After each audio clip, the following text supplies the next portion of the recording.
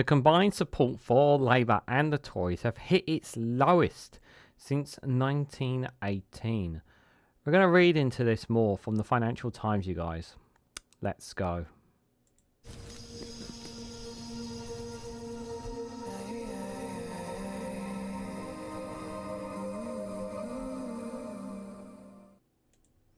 Good morning, good afternoon, good evening, wherever you are in the world. This is Reganelite here with an article from the Financial Times with the headline of the combined support for Labour and the Tories have hit its lowest since 1918. The fall reaches historic proportions after the Reform Party, Liberal Democrats and the Greens have all gained traction.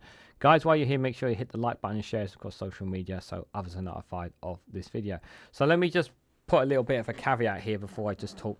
That when it says this, it's not talking about in terms of like Labour are unlikely to win this election. They're still going to get the numbers they need, and the Conservatives are just going to get one of the lowest turnouts of support for them in this general election, is what they are predicting. Labour are still predicted to get a majority. We don't know if they get a supermajority. That's speculation. But the turnout of people coming out to vote in this general election is going to be one of the lowest. Could be one of the lowest it could potentially be one of the lowest in British history. I really do think it has that possibility. And when you are so sick and tired of politicians, you could be somebody who is kind of into politics but just doesn't, and is just tired of Labour and the Tories. You listen to what Nigel Farage says. I mean, if you're into politics and you pay attention to what he actually says, you know that he's a liar, he's a grifter, and he will always give a little bit of truth to the lies that he spills. But he talks like an ordinary man, an ordinary chap, even though that he's privately educated, he's a millionaire, he has money behind him, he's an influencer of sorts. It will appeal to people that he seems like someone of an average pill, even though they completely forgot that this man advocated for Brexit and said he would leave the country if Brexit was a failure, even though he declared Brexit was a failure because he actually said that in an interview. But him and Reform Party, they're not Labour, they're not the Tories, they've never been in power. So that's where that idea of people looking at Reform is saying, you know, we could finally have something different besides those two main parties. Now, the Liberal Democrats, Ed Davey, one of the big caveats is, of course, that they were in coalition in 2010. And without those 5 years, obviously, people have not forgotten that they've broken promises. But they got in the bed with the Conservatives, which was one of the... and people have, seemingly, if they have, the traction has been going, people have seemingly forgotten that. I think Daisy Cooper, when it comes to the political debates that we've seen her on, has been very good. I think Ed Davey has been pretty humble, and his story about what he and his experiences of his son and that really does hit a lot of home truths, and that appeal. And because they're not Labour, they're not the Conservatives, and they've always been running on the theme of wanting to fix healthcare, really wanting to fix healthcare, wanting to fix the environment, you know, those regurgitating things. And because people are aware and know the Liberal Democrats a lot more than the Reform and Greens, that can be where a lot of those voters who are not sure about Labour and Conservatives will vote Lib Dems because they kind of know them a bit more. They do seem a bit more pro-EU as well to some people who may want to vote for them. And then there's the Green Party, who are more favourable and more likely to vote for at this general election. And while the Greens have been gaining some traction, the polling numbers have been staying roughly the same for them. They are looking to get at least 2 seats, the maximum 4. Anything more than that, it would be an incredible bonus. I would like to see more Green MPs personally. They have very ambitious stuff in their manifesto, like the Reform. It's very ambitious, very massive changes stuff. And many people like what the Greens have been saying on a local level, in local constituencies. There's a reason why they have over 700 councillors across 700 councillors. Speaks volumes about what they're saying. And they are expected to take some seats and hopefully become a voice for some people. They've always been very clear about their position in Gaza as well. And obviously because they're the Green Party, their position has been very clear about the environment, for example. They want to implement a wealth tax because they believe that the richest in society should pay their fair share. But they also said they would reform the tax system. So those are some of the things that that we've gone through. Now I've been through pretty much all of their manifestos and the contract, as Reform has said. And I'll just say before we go read into this, because I'll give a brief summary, that I think Labour's manifesto is all about building foundations, starting from the ground up, all that kind of stuff. Very long-term stuff, things that will take time. This is the word that they will stress. That fact, things will take time. And the problem is, many of you may be watching saying, "I don't have time. I can't wait. I need the fixes and the changes now." That's kind of where Labour's are. There's a lot of good policies within their manifesto, but people aren't prepared to wait. The Tories was a waste of time, in my opinion. Like there was one or two good things, but their word is empty. Their trust is hollow. Their promises are shallow. You can't take anything for granted because I mean, where to start with them? I mean, let's talk about the renters reform bill, for example. You know, renters. They promised renters the no fault eviction. That hasn't gone through. You know, that was put in their manifesto 2019. It's been ditched. That among many other things. So you can't take the Conservatives' manifesto seriously. They keep saying tax cuts. What about those who don't pay any tax and are literally trying to struggle to make it to the next day off the tiny little bits of money that they get from universal credit? Liberal Democrats, most of their policies seem pretty solid. I think there are one or two things I wasn't 100% sure about. The Reform had one or two good policies in there as well. I don't like what they're saying about healthcare. They want to undo net zero, and it's just like they want to make things worse for the environment rather than better. And the Greens for me has been the most, out of all of them, the most positive manifesto that I've read into. But it is going to be interesting to see when the general election happens, when it is all said and done, what the final numbers are going to be. How many people turned out? How low the numbers are going to be. How many people couldn't vote because of voter ID as well? How many people actually chose to register? How many people just chose to stay at home? These numbers and factors are really going to be. It's going to be a real case of distrust. Trustiness really need to try and build back up. That politicians need to regain that trust because it has definitely long gone. So let's read what the FT have had to say here.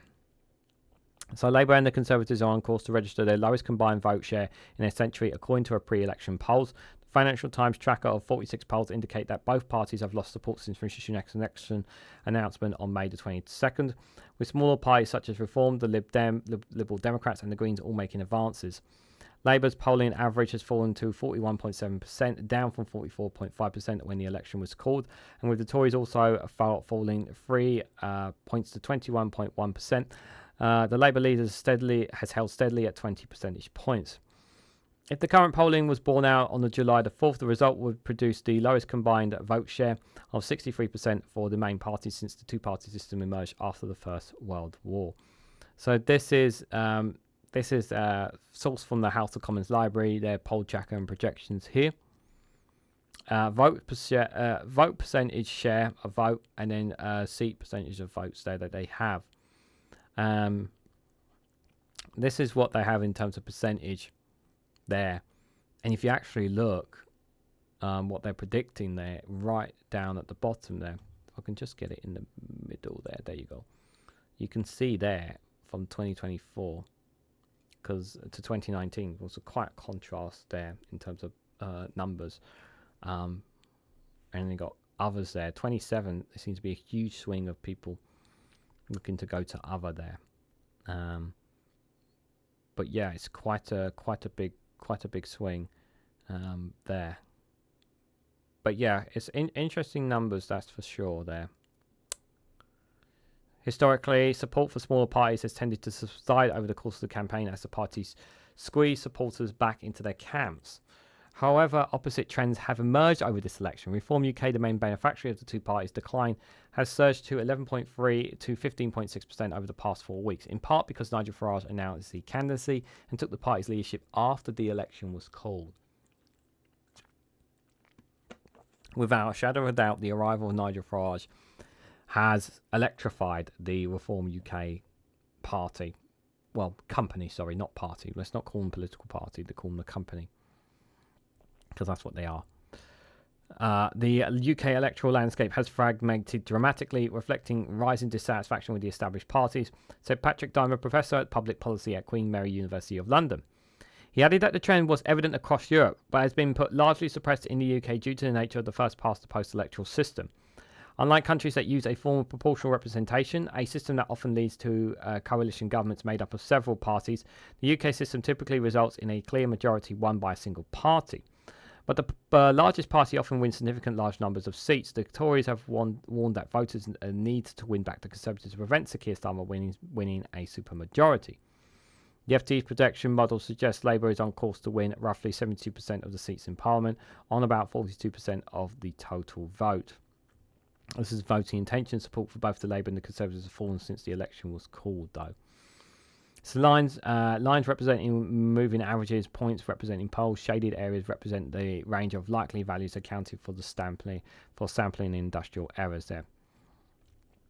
This is their vote intention. If their general election was held tomorrow, this is what they would predict. So latest election poll, this was the 24th of June.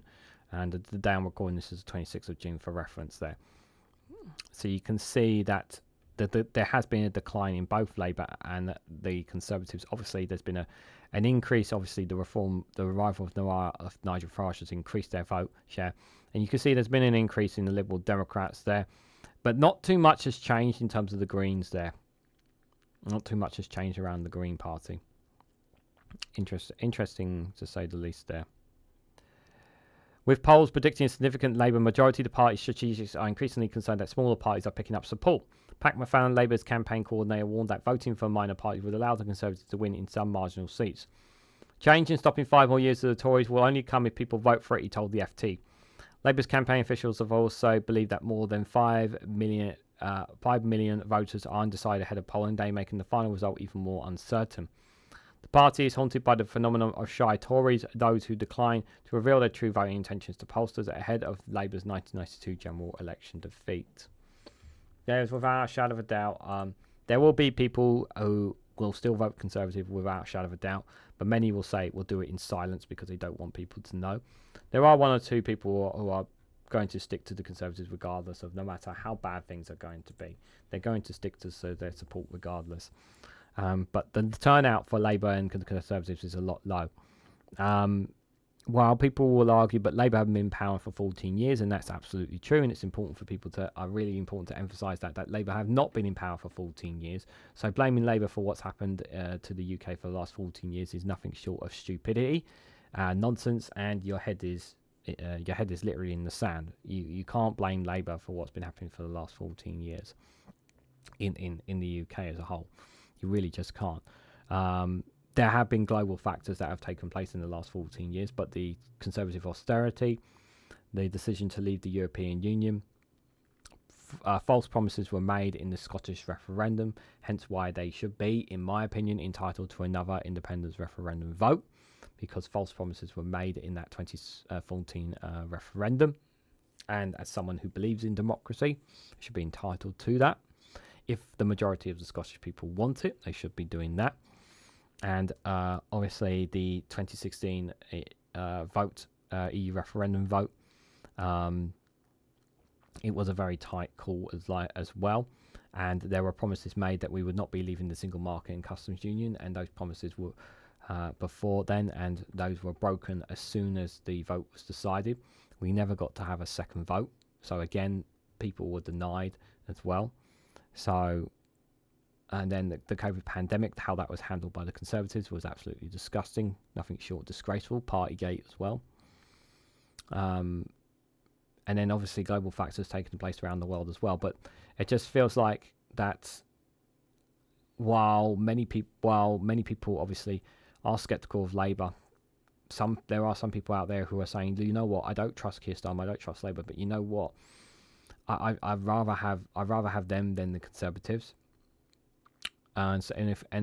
Many people, what they don't realise is that our voting system is so unfair.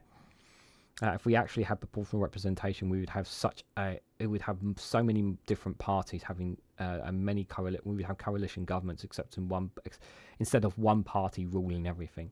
We need proportional representation. We need more people to be able to have their voice. Yes, that even includes Reform having more seats.